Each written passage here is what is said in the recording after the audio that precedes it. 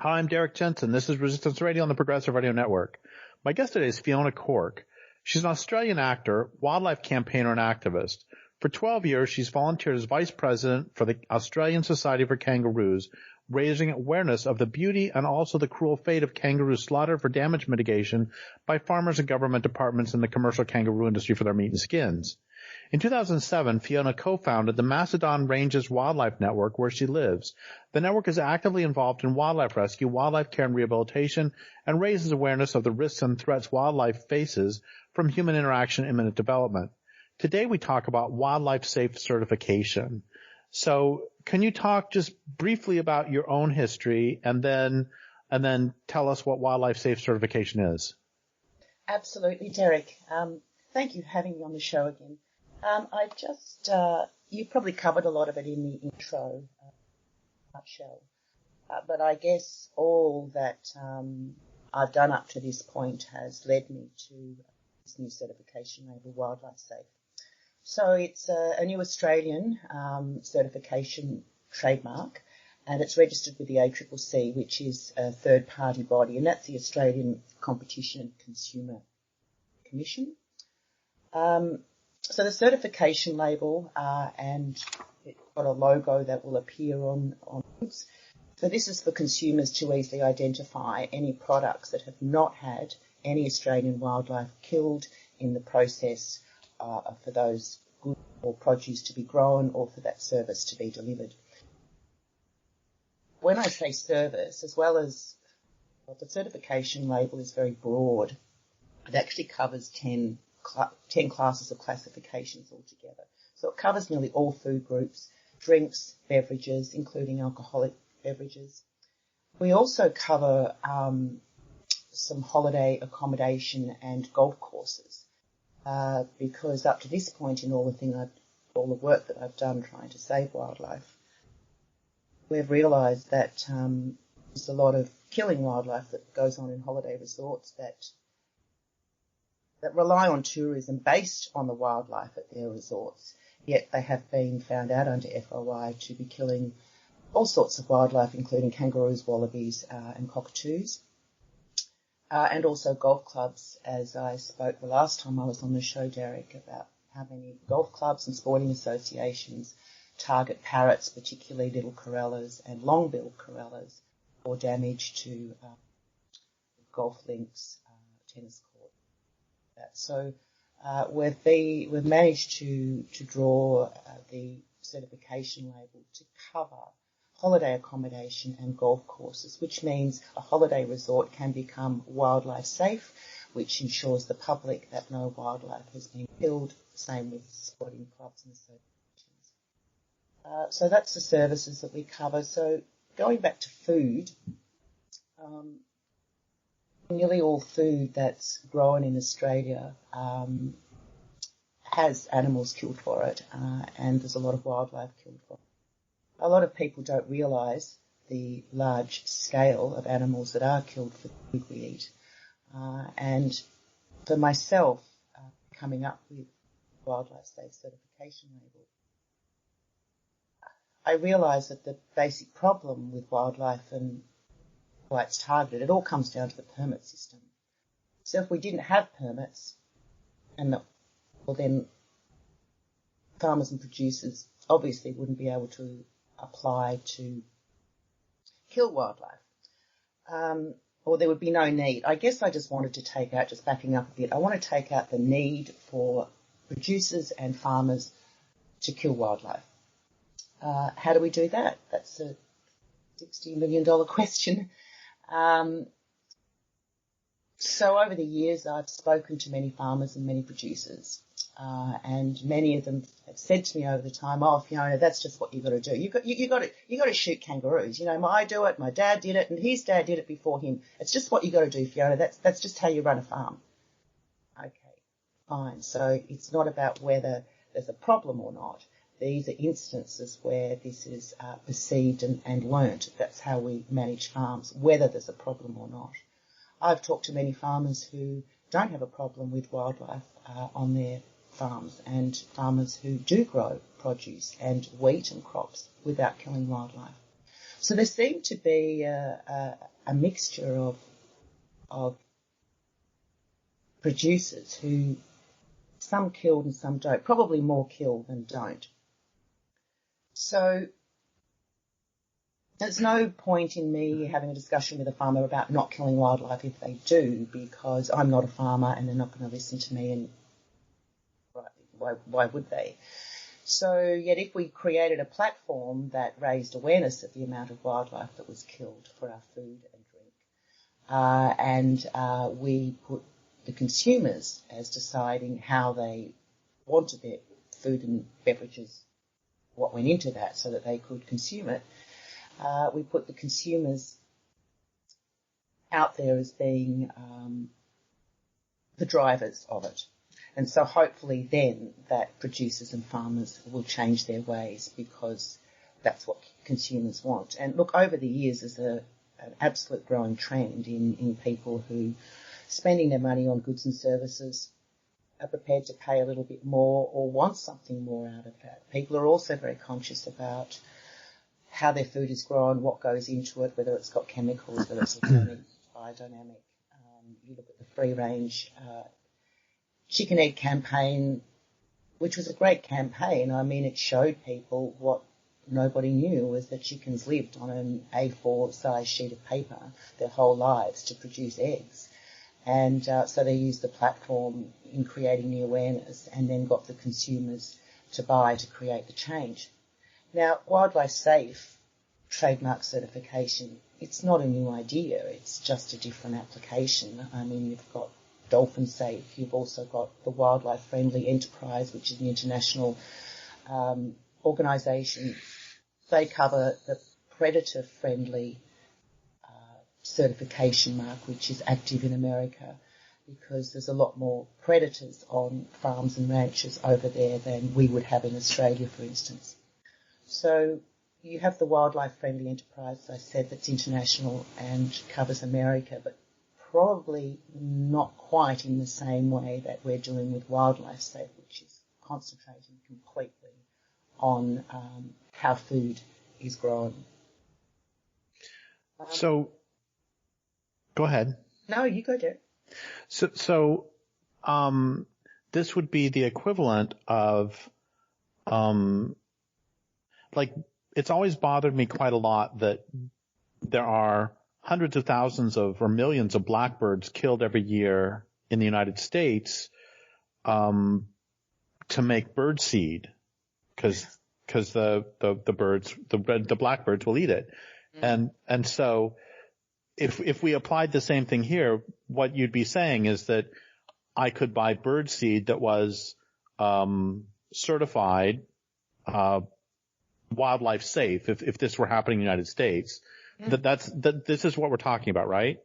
Yeah, that's right. And if you apply that, well, like hay, for instance, is a big one in Australia, and I don't know about in America, but a lot of kangaroos, for instance, are destroyed or killed just so somebody can get a paddock of hay, so they can bale all the grass and sell the hay. So it comes down to a small, so that can just be fed to stock. So yes, in stock supplies and a lot of other animal supplies, it's really important, and we cover a lot of those too, Derrick.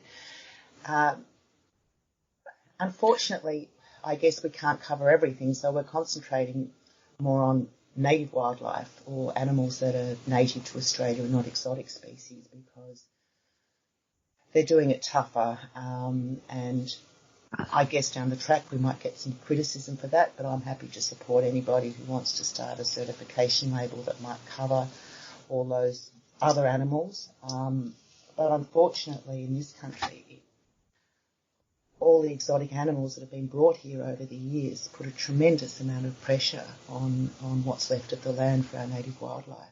So I guess that's why we've concentrated more on trying to help them.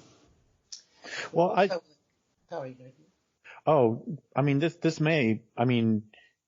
you and I agree on many things, but this is fine that we may actually disagree a little bit on that I actually don't have a problem with that my primary concern would be for the native wildlife. Well, mine is, but it's always the criticism, and it's always very difficult. It's like in the past we've had, say, a campaign on to save a group of kangaroos in a government reserve or somewhere, and we know there's a very bad rabbit population, for instance. We had a few years ago, we were fighting to save a mob of kangaroos in a bandicoot enclosure. Now, the bandicoots were introduced into this area, and the kangaroos were being killed because they supposedly threatened the bandicoots. Yet there were so many rabbits in that enclosure, which the ranger himself pointed out to us one day. He even said, look, you can see them all running. Look, there's another one. It was the daytime, and as he said, you never see that many rabbits in the daytime unless there's a lot of them. So he said that proves it's a lot of them. And so then you try to say, well, can you try reducing the rabbit population to see how that helps with the bandicoots? And controlling rabbit population is a lot harder than shooting kangaroos. So it really becomes about a box to tick. Rabbits too hard, cross that box out. We'll just say we tried, but really kangaroos killed, shot, we'll tick that box, job's done, even though it doesn't make any difference. And it hasn't for years, as was exposed in the bandicoot enclosure. But then we kept them from killing them for 4 years, and then they lied to us in the end over a 6-month period, lied to the media as well, and said they were doing fox control and rabbit control and wiped the kangaroo population out. And yes, so it's always very difficult, yes, to get the balance right. It's also very difficult having volunteers, because some people, volunteers don't agree that the rabbits should be killed. Can't we save everything? And that becomes, yes, it becomes very difficult. But when you're working under the banner of the Australian Society for Kangaroos, in those instances, that's what we're concentrating on. But so, yes, Derrick, it's a big mess. So another question I have, and I hope you take this in the right spirit, is that a lot of certification programs are frankly crap and are frankly greenwashing. And I know you, and I have so much respect for your work and for you, and so I feel like I can ask you this question: that what safeguards? Okay. First off, do you agree with me that a lot of these certification programs end up being kind of crap? Oh, Derrick, absolutely. And it was something I wanted to bring up, and I'm glad that you brought it up. And it was something that in my research, I started looking into this about 5 years ago. It's been a very long journey to get to this point of just launching it now. And there was a lot of criticism of certification labels in what I found. And like Dolphin Safe, for instance, there's huge criticisms against that. But that's also really certified under a government body. There doesn't seem to be a lot of third-party interaction with the Dolphin Safe label. And I've also read quite a bit of material talking about the success of certification labels and how we actually measure that success. Because if I do anything, I don't want to just do anything for the sake of doing it. I actually want it to save wildlife. That's really my main aim, and out of, I said, everything that I've got to up to this point, I really think that this is the only way. So in looking at all this material and being aware of that, and one of the material I read was talking about how certification labels measure their success, and a lot of certification labels measure their success basically on their terms of reach, saying, oh, well, we have 200 producers on board, so we're having a reach out there in the community, so that means it's successful. But that's not enough, and that's a criticism, and I would criticise that, because the reach is only saying how many people would buy it. It's like Wildlife Safe. I know a lot of people out there and consumers would buy the product. It's actually getting the producers and the farmers on board, because they actually have to, a lot of them will have to really change the way that they've farmed for the last 200 years in this country. That's going to be the long road ahead. So policing it or a certification label is always going to be difficult. I guess in Australia I'm lucky. I have a very large network of wildlife people right across the country. So it's highly likely that we'll hear of something that is untoward. we would also like to be able to do a lot of spot checks on these farms and producers of what they're doing. The application is very rigorous, and if they do get caught out, it's pretty bad for them. So hopefully with that in mind, that will ward off any wrongdoing. And all certification labels, like say, or the organic certification label, it has a 7-year period before you can become organic. Choose cruelty-free is 5 years. We've got a 3-year period where they can change over. And it's really important to do this because you don't want someone who's just going to want to jump on a bandwagon and say, oh, look, I won't shoot anymore, I'll drop my gun, I want to get on this because I know consumers might buy my product. But we really want people to have a true transition into being wildlife safe. There's no point for them rushing into it and then a year down the track or 2 years we might hit a bit of a drought and then they just want to pull out the gun and shoot everything because they haven't really put things into place. So because of that, I also put a lot of thinking into how we would look at farmers and producers in transitioning. As I said, I know there are a number of producers out there who don't kill, but they're probably a minority. So I wanted to offer a mentorship from farmers and producers who are already wildlife safe, who could actually teach and educate and act as a mentor to people who were transitioning, which is really important because I could see myself having a conversation down the track with Joe Blow, the farmer, ringing me up from Western Victoria and saying, oh, Fiona, it's never going to work. You're dreaming. You have to kill parrots and you have to kill kangaroos. And I would like to be able to say to this person, well, it's interesting that you said that because we actually have a producer in your area who has crops like you, and he is actually wildlife safe. Would you like to talk to him and perhaps he could help you transition? Rather than me tell them because I'm not a farmer, so it's not going to do anything. So this mentorship and education program is actually integral and it's really grown over the last 5 years. And I feel that this is a very strong point for our certification label. And within that, people will need to implement some non-lethal deterrents. Like in the last interview I did with you, Derrick, and we were talking about the Corellas and the Kilmore golf course.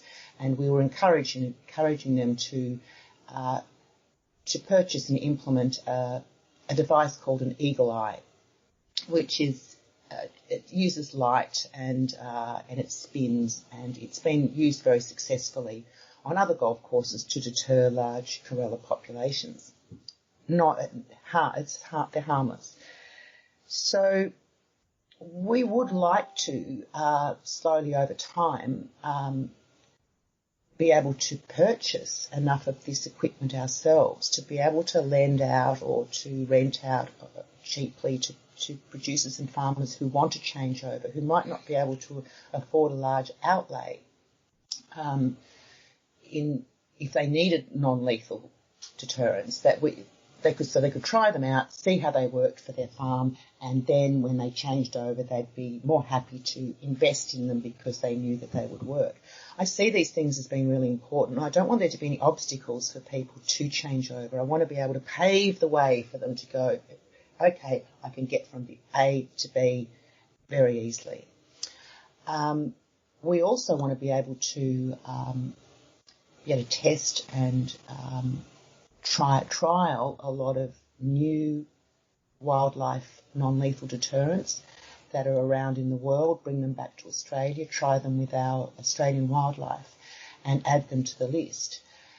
Our government, or all the state governments here and all the wildlife departments, they always say, Derrick, to the media, we've issued this permit because all non-lethal methods have been exhausted and this is the last resort. I've heard it 1,000,000 times and so have all other Australians. Now, this is a complete furphy or a lie because they have not tried or exhausted non-lethal methods. They've probably tried no non-lethal methods. And if I was to ask that wildlife officer or anybody in the state government environmental department, when was the last time they had a training day in non-lethal methods for wildlife, their jaws would probably drop open and they'd look at me going, what does that mean, or what do you mean by that? they'd have no idea. Any organisation or government department, if they push something, I thought it was usually quite normal practice that they have training days in all sorts of things to improve their organisation, but it seems government wildlife departments don't, and you know all about that too, Derrick. So we've been pushing all these government departments to implement, and we've been pushing them to really trial non-lethal methods and get farmers to use them, get golf courses to use them. And it's really, really difficult. After 4 years, we finally got the Victorian state government to purchase 4 eagle eye devices to use at some golf courses to see if they work. And then, because I'm so cynical, my first thought is, they're going to probably do everything they can to see that that fails. And it's highly likely that they could do that, because really at the end of the day, Derrick, it's so much easier to keep the system the way it is. Let's just sign off the permit, let the person shoot them. All this other stuff's way, way too hard. It's too hard basket, and they really don't like it. So I've worked out now that I actually don't want the government to have anything to do with non-lethal methods anymore, because I do fear that they will fail them. So I want Wildlife Safe to be a kind of main organisation in Australia that does know about all the non-lethal deterrents and methods that will work, and that they will come to us for the research, and that we can trial and research them under Wildlife Safe. That's really, really important, because I know that a number of them are effective, and I know there's a lot more out there that we need to trial and use. We don't need to kill wildlife for the food and drinks that we consume every day. I don't want to sit when I'm eating my porridge in the morning and wonder how many joeys have been bashed over the head for it, and how many cockatoos have been shot or gassed and stuck in a 34-gallon drum. I'd actually like to be able to eat some food and not think about all the death that's got to it before I eat it. I know that's pretty gloomy, but that's real. That's realistic. So I'm going to give 3 different examples of what are considered threats to agriculture in the United States. Mm-hmm. And they talk, people who run cattle, especially on public lands in the American West, love to talk about how wolves kill all their cows. Mm-hmm. But the actual predation by wolves is pretty small. It's very small numbers, and in any case, they are given more than market value for the wolf kills. So there really is no rationale. Mm-hmm. The perceived threat from wolves is not accurate. And prairie dogs are the same. That I grew up in Colorado, and a lot of ranchers, and we had cows when I was a kid, and a lot of ranchers hate prairie dogs because they say that they break the legs of cows. This is completely untrue. And break the legs of cows? Yeah, because the cow steps in the prairie dog. Oh, down the hole, yeah. Cows aren't stupid, It's so that also is a false one. And then, but I'm not suggesting they're all false. That the third one I want to mention is like boll weevils, for cotton. That insect actually did eat the cotton crop, and was in fact a real threat to cotton. And you and I would both agree that cotton is a real threat to the land, but we'll leave that aside. Mm-hmm. So my question, the reason I bring all this up, and if you're not comfortable answering this, don't, but so are kangaroos, are corellas a real threat to golf courses? Are kangaroos a real threat to alfalfa in terms of, do they eat significant amounts, or is this and I'm not saying that they need to be killed. I'm asking if they didn't do any control whatsoever, like wolves are completely overblown. Prairie dogs are no threat to cows at all. And in fact, they improve the habitat even for cows. They say they compete for grass, but it's not really true. So the point is, are these threats at least real that they need to deal with in non-lethal fashion, or are the threats overblown and excuses. Do you see what I'm trying to get at? Oh, absolutely, Derek. No, it's a really good question. And I would have to say that in some circumstances they are, and in some circumstances they're not. And this is all the stuff that I've been researching, and I've noticed over the years that kangaroos might touch crops. So we're looking at, like, I've met a wheat farmers who love the kangaroos, never shot a kangaroo. They contacted me because the dairy farmer next door wanted him to shoot the kangaroos, and he rang us because he didn't know what to do. Yet I have 10 other wheat farmers who shoot kangaroos for their wheat. So yes, a lot of it comes down to perception. So kangaroos may at times eat the young shoots of oats, barley, but what I've found in these situations, but often it's due to crop placement. So it's all to do with where the crop is on their property. So if you plant a cropping crop of a cereal crop, and you put that cereal crop quite hard up adjacent to state forest or any remnant vegetation, yes, kangaroos don't live in the open, or wallabies. They live in bush, in remnant vegetation or in the forest. And when it comes later in the day, they will venture out and they'll venture into clearings and open spaces to eat. They don't move into those open spaces really very far because they're at more risk of predators being out in the open. They've got more cover. And I know there'll be a farmer out there say, oh, no, that's wrong, Fiona, they're all out in the open. And I would say, yes, that's because there's hardly any remnant vegetation where you are. There's actually nowhere left for them to go. So what you might find in those situations that I have suggested to people is to try changing the crop around, move that crop somewhere else where it's not near native vegetation. Really, if you're planting a crop, don't plant the crop over kangaroo pathways. There's many old ancient kangaroo that go all through the bush and all over the land in Australia, and they stick to those pathways. And so what a farmer does, he comes and ploughs up the land, ploughs over their pathway, and then plants the crop and goes, oh, the kangaroos are now jumping through the crop. You just go, maybe if you'd left the pathway there, they would have gone single file down the pathway across the paddock and your crop would have been fine. So it's just these kind of things of understanding animal behaviour, planting and farming accordingly to that behaviour, and you will see some changes. So don't put the fence right up to the state forest. See if you can put it back a little bit from the state forest. And then you're going to have a farmer saying, oh, well, then I lose so many metres of cropping, I will lose money from that. And then you have to kind of go, well, wouldn't it all balance out in the end? If you did that, it might lessen your damage here, so it's all going to end up being the same. If you moved it back from the forest and planted more of a native veg buffer zone, they would probably find that just as juicy as anything else. So it's actually about giving them also something to eat. We've taken away everything, and then we complain that they eat anything. I mean, kangaroos eat grass. Shock, horror. That's what they do. But that's their criticism. Kangaroos, and they're eating the grass, and that grass is meant for stock or for hay or for humans' purposes.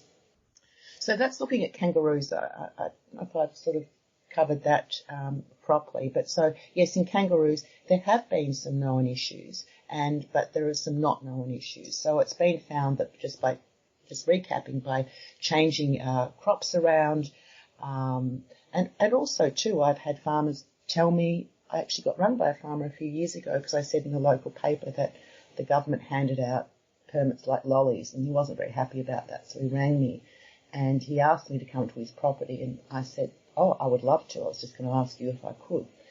And I asked him on the phone if he had any rabbits on his property, and he said, no.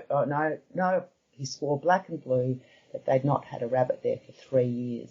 I said, okay. So I went out one day with a friend of mine, and we met him. We had a bit of a chat. A friend of his was there, another neighbouring farmer, who interestingly wouldn't give his name. He wanted to be anonymous and went on about kangaroos killed on the road. And I said, I'm actually here to talk about this man's crops, not not kangaroos on the road. And see, this is what happens. Farmers will say, see, I shoot the kangaroos and it reduces the cars hitting them on the road. It's not their job to do that. So everything gets very blurred. So anyway, we got in the man's vehicle and we went to the paddock that he was having problems with, and we got out of his car, and I've never trodden on so much rabbit poo in my entire life. It was literally 2 to 3 inches thick down the road. My friend went for a little wander to see what else she could see, and I looked into his paddock and I saw some cows in there, and I said, are there meant to be cows in this paddock? I thought it was cropping. And he said, no, I don't know how they got in there. And so we got in the truck and had to go around the paddock to try and get the cows out. And when this was in the daytime, and when we were driving around the paddock, I saw this huge hare, half with its head and body, half out of a big hole in this cropping paddock. And I pointed to it and I said, it's a rather large bunny there. And by this stage, I was kind of feeling sorry for him, to be truthful, Derrick, because there were so many other things going on in this paddock. It was quite evident that the damage to the crop, and it was a legume crop, which kangaroos are not normally attracted to a legume crop. It probably could have been more likely a wallaby or hares and rabbits.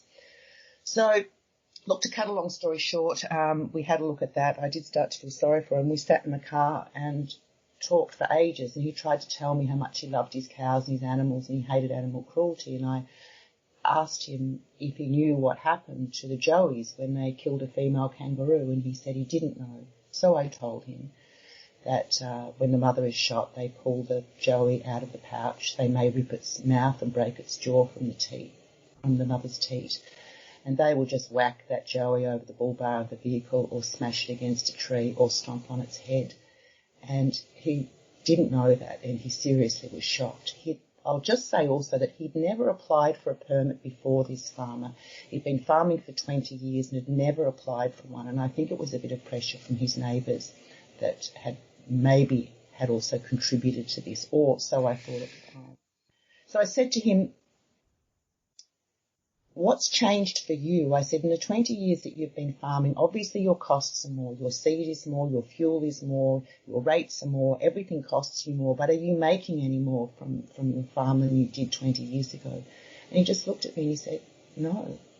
And I said, so do you feel that that you've just got a permit now when you've never had one before because you think that it may make a difference and that you may be able to produce more from your farm? Is that what you think? And he said, yes, that's it. He said, that's what I think. If I kill the kangaroos, I might make more from my farm. And then we chatted a little bit more, and he just looked quite sad, actually. I actually felt sorry for him in a way. And then when I went, I thanked him for the discussion and for having a look at his property. And he just looked at me and he shook my hand and he said, Fiona, he said, next time the shooters come, I'll get them to look after the bunnies first. And I just said thank you and left. And it was one of the most interesting conversations I've actually had with a farmer, because he was clearly torn between he didn't want to kill, but he felt pressured to kill, and his neighbours killed, but he clearly had some issues with it and wanted to do the right thing. So the point is, over all these years, talking to a number of producers, you realise that there are some problems, but there's also a lot behind it, like you brought up, prairie dogs and wolves. The perceived damage is really difficult to put a figure on. I'll read figures like kangaroo damage causes Australian farmers $200 million, and then I'll read another article a couple of weeks later and we'll go, rabbits cause farmers $200 million worth of damage, and then I'll read another one that says, well, pigs cause farmers $200 million. It always seems to be $200 million worth of damage, and I think, gee, with the pigs and the kangaroos and the rabbits, that's already $800 million damage. Why do they keep putting a separate figure on each one? A lot of farmers don't really know what may be causing the damage, and this is a really big problem. So what a farmer might do is they look out their backyard, they go in for dinner, maybe late afternoon, 5 o'clock, 5:30. They see the kangaroos on the hill or whatever starting to move down. They come out the next morning and they see damage and go, oh, those bloody kangaroos, look what they've done. But while they were inside eating their tea and the feed up watching television, they didn't see the kangaroos move off and the deer come in or the rabbits and the hares. They weren't watching what was going on in their paddocks the whole night, and they will just go with what they saw. And in the story that I just told, it was quite evident that this farmer was convinced that there were no rabbits on the property because they'd all been killed 3 years ago. So because he believed they'd all been killed, he actually didn't see how many rabbits and hares were on his property currently, causing a lot of damage. So it comes down to perception again.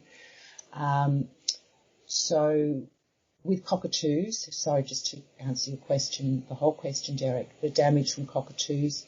Yes, cockatoos like to go onto golf links and they like to dig up the ground. All cockatoos and corellas, you'll often see them, wide mobs of them, large groups of them, in paddocks or by the side of the road picking at the grass. There's a lot of little roots and tubers and things that onion weed and things that they like to eat that are in the ground. And also because in this country we've pretty much wiped out all the native grasses and native seeds, and it's been replaced with exotic, which all seeds at one time or also get slashed, so there's no seed left. So our parrots are very hungry.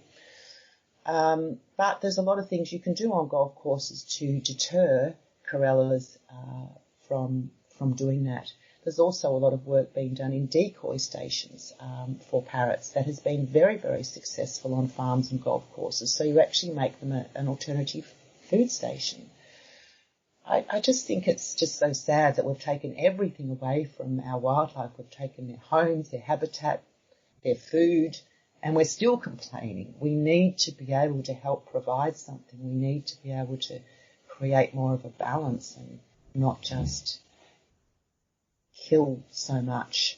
We need to be able to look at what damage is being caused by what animal, and there's a lot of work being done with little cameras to actually see what's going on in people's paddocks, and we would like to encourage people with Wildlife Safe to do the same thing so that we can actually work out what species is doing what, and then we can apply the right non-lethal deterrent to help that.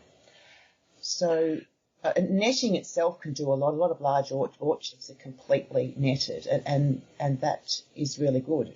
Parrots and birds don't like to go too far under netting, so that's a very good non-lethal deterrent. So you said something earlier that I want to come back to because I didn't quite understand it. You said that a lot of the certification programs require one to have participated for 7 years. And Wildlife Safe is, I'm sorry, go ahead. Oh, yeah, so I was just going to say, to get the certification. So if you want to be if you've got a farm and you want to be organic, there's a lot of soil testing that has to go on, and they have to, usually it's about up to a 7-year wait before right. the farm can be changed to be organic. The Choose Cruelty Free, which is mainly covers cosmetics and things like that, is often a 5-year transition.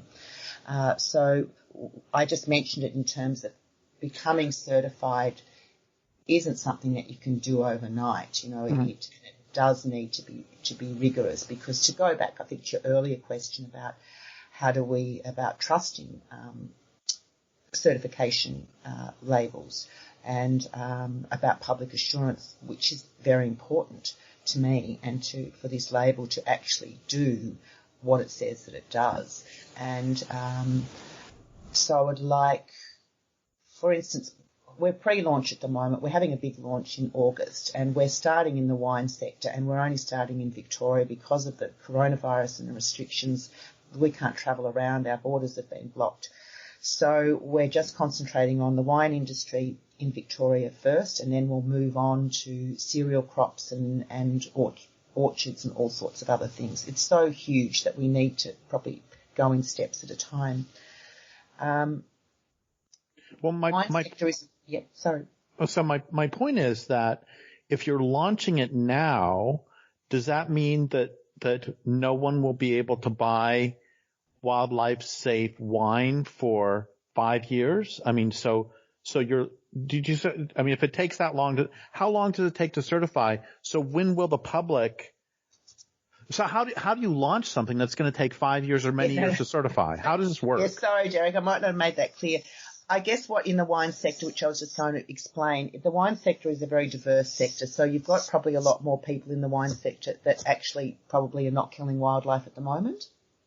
So that's why we're also choosing that sector first. So you've got a diversity of animals targeted, and you've got a diversity of people running wineries. But I also know there's a lot of wineries that do not and have probably never shot any wildlife for their wine. So they're the people we'll be talking to first. Now, they will have to prove that they haven't killed any wildlife in the last 3 years, and there's quite rigorous means that we have to be able to find out that information. And if that comes through, then they will be certified. But so it's retroactive? Sorry? So it's retroactive? Correct, yeah. Oh, okay. Yeah. That makes sense. Sense. Sorry, I should have explained that probably more in the beginning. So yes, by the end of August, hopefully we will have some, and between August and the end of the year, that we will have hopefully wine starting to come through that will have the wildlife safe certification label on it. And once we get through past August and the restrictions. We've just had suburbs locked down again here in Victoria, Derek, so it's, there's a second wave happening, so it's very hard to sort of make plans ahead for particularly travel, which we will need to do to check on properties. So hopefully, yes, we will have some wine, and then we'll move on to orchards and nuts. You've got a lot of nut milks around now, almond milk, soya milk, macadamia. Nuts are very big in Australia, as I think there's big almond orchards, possibly in America as well. So we'll be looking at those and just moving forward over each sector. But I hope I explained enough before about your question about the criticisms of no, it's great. Certification labels, because it's something that, yes, Derek, as I said, it's always concerned me. And I guess when I was reading this material about the success and how do we measure the success of certification labels, and that many only measure their success on their reach, so meaning we have 200 or 500 producers on board, so we're successful. We don't know if it's actually making a difference, but we've got lots of people on board. So when I was reading about that, and I didn't want that to necessarily be what our label is about. And it also talked about labels as an educational factor aside from just a reach. And I realised that our whole, the other whole aspect of wildlife safe, which is about the mentorship, about trialling and researching new non-lethal deterrents and non-lethal methods, that is a big part of wildlife safe.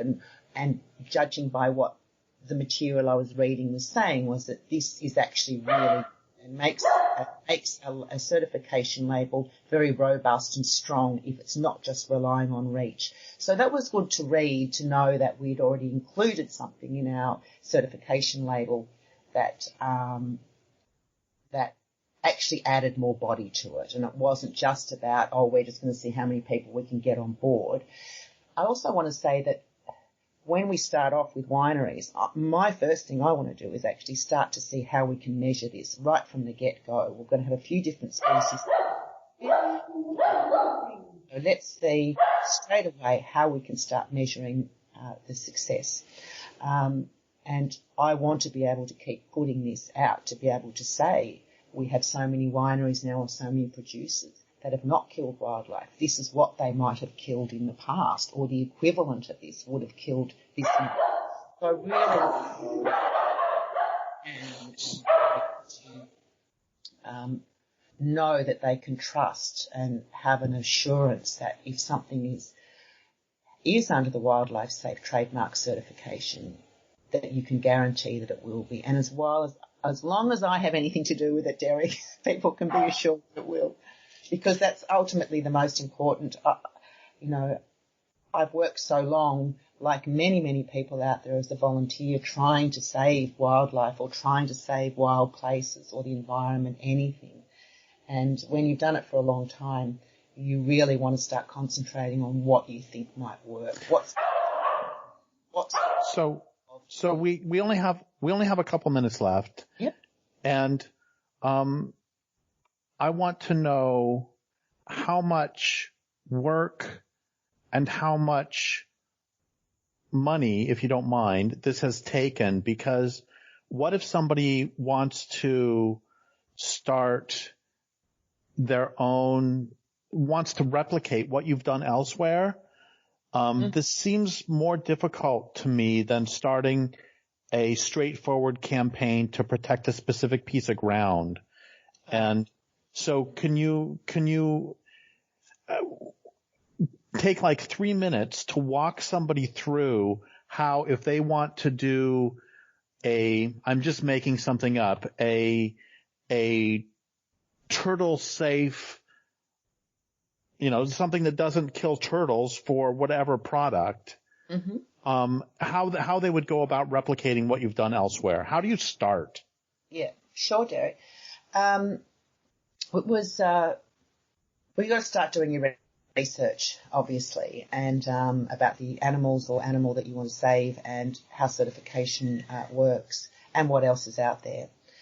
And then for us and what we did in Australia, we started, it's a not-for-profit organisation, so Wildlife Safe is a not-for-profit organisation, and it's also a certification trademark.